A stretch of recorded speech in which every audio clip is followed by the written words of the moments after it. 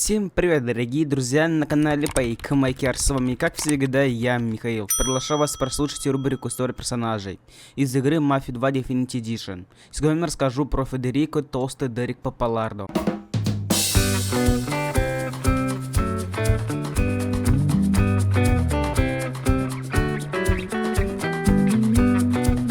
Федерико Толстый Дерек Папалардо, вторичный антагонист игры Mafia 2 Definitive Edition, капо в семье Винчи и глава местного отделения профсоюза портовых рабочих и порта.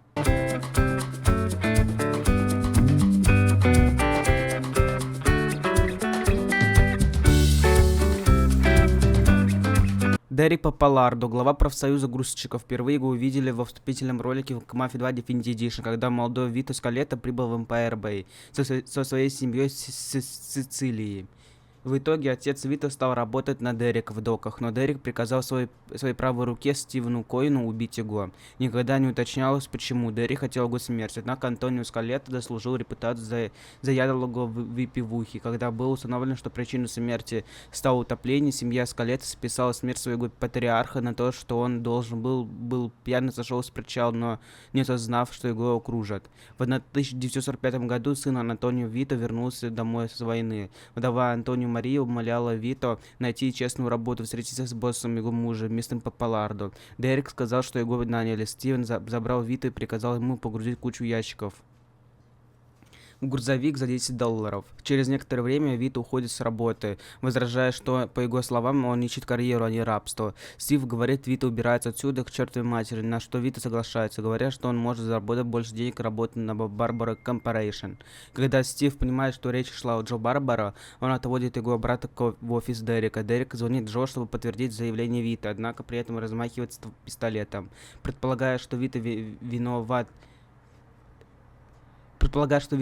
если он лгал о Джо, Дерек лукаво замечает. Возможно, его нет дома, и это нехорошо. К счастью для Вито, Джо берет трубку, предупреждает, что они друзья на всю жизнь.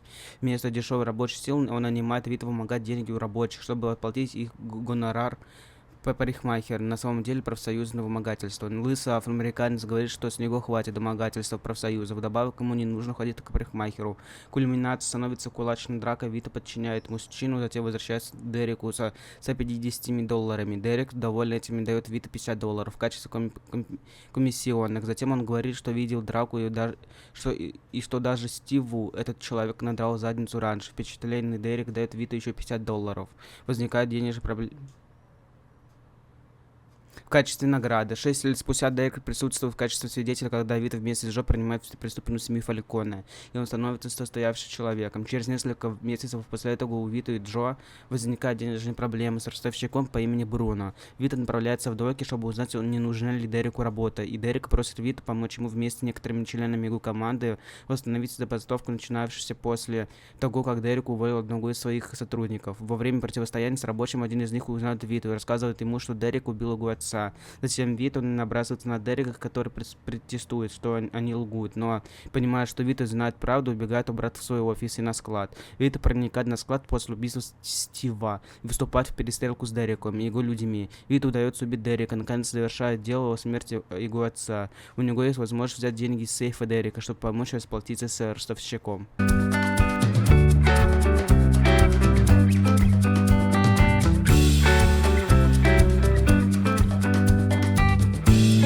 Если Линкольн Клей решит прикончить Вито, то перед смертью среди прочих упомянет Папалардо.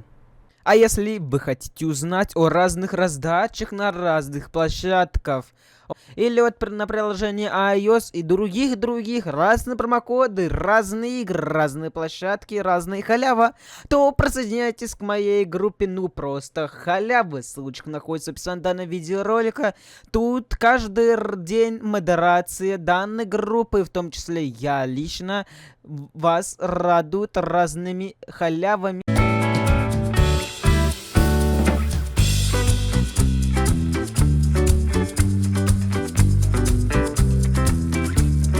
Фамилия Папалардо переводится с итальянского как «едок и сало». Это намек на физические данные Дерека. Имя Федерико, итальянский и испанский вариант немецкого имени Фридрих, означает изобильное и мирное, что полностью противоречит натуре Дерека. Также Дерек фактически является тезкой Фредди, чье имя полное Фредерико. Дерек и Джо в англоязычной версии озвучивают один и тот же человек, Роберт Костанцо. В прологе можно увидеть более молодого Дерека. Он уплетает сэндвич рядом с ящиком. Также Дерек в ролике более худой, чем в основной сюжетной игры. В ящике своего письменного стола держит код М1911. Однако в игре Дерек им не пользовался. Несмотря на то, что Дерек является капориджимом в семье Винчи, в сюжет связь между Дереком и семьей Винчи прослеживается очень слабо. Например, после его убийства ни Фрэнк Винчи, ни Лео Галанте никак не упоминал об этом, кроме слов Лео о том, что половина наших убиты, хотя можно сослаться на то, что ни Лео, ни Винчи не знали об участии Вита в бойне в порту.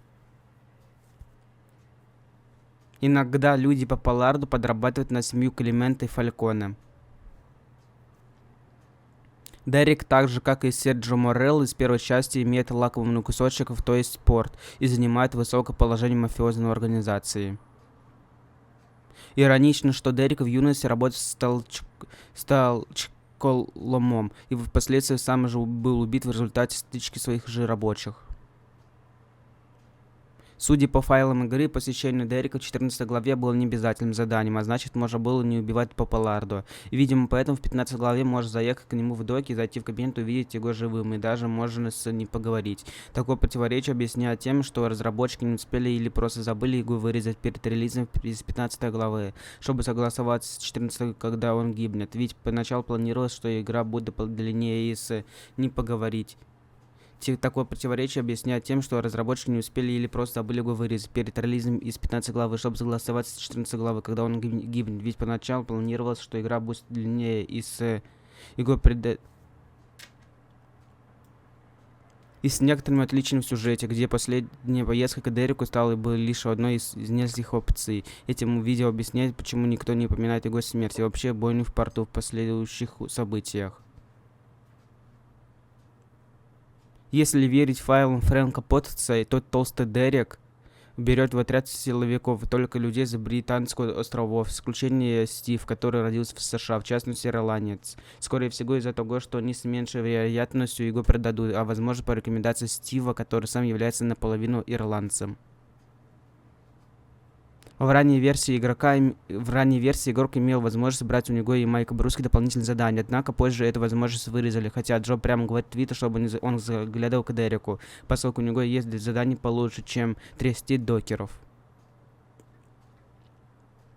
При этом Вита может в любой момент зайти в кабинет к Дереку, но он всегда будет говорить, что работы для Вита нет. Интересно, что Дерек никогда не будет реагировать, если Вита придет к нему в грязной одежде или в нижнем белье. При каждом посещении Дерека в порту, включении видеоролика из пролога, игрок застанет его за употреблением пищи. Характерно, что при последнем посещении он тут же доедает свой обед, что может быть тонким намеком на то, что эта встреча с ним станет последней, либо же, что игрок почти закончил игру. Также намеком на игровой процесс могут быть и другие блюда. Сэндвичи с пролога может характеризовать сам пролог, как короткую миссию, знакомящуюся с основным боевым механиком игры, или то, что Дерек еще неизвестный игроку, а целый обед при первом посещении показывает, что Вит только начал криминальный путь в полном смысле. Дерек — единственный сюжетно важный персонаж в Mafia 2 Definitive Edition, то есть не считая кабинетных Джузеппе, Гарри и Майк Бруски, которые присутствуют в DLC про Джимми, предательство Джимми и месть Джимми. Поскольку Джимми может продавать Дереку автомобили, текст в углу экрана будет упоминать Дерека. Во многих своих сценах Дерек показан с едой. Младший Дерек во введении к игре замечен сэндвичем, и в двух случаях, когда Вита встречает его в своем офисе. По ходу сюжета Дерек ест полную тарелку еды.